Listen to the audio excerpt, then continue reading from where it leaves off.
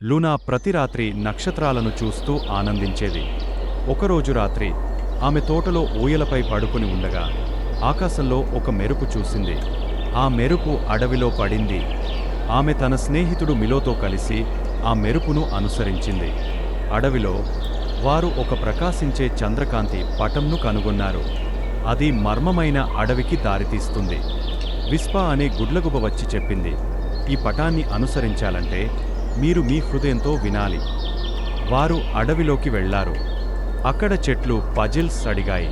నాకు నోరు లేదు, కానీ మాట్లాడగలను. చెవులు లేవు, కానీ వినగలను. శరీరం లేదు, కానీ గాలిలో జీవిస్తాను.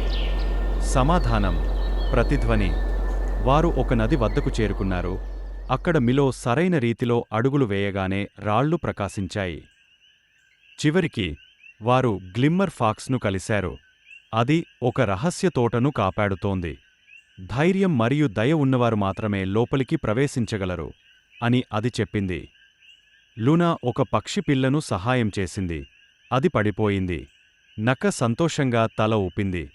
తోట తెరచింది. అక్కడ ఒక చెట్టు ఉంది. అది కథలు చెబుతుంది. లూనా ఒక శాఖను తాకగానే కొత్త కథలు ఆమె మనసులోకి వచ్చాయి. ఆమె తెలుసుకుంది, ధైర్యం, దయ మరియు ఆసక్తి ఉన్నవారు మాత్రమే నిజమైన మాయాజాలాన్ని కనుగొంటారు.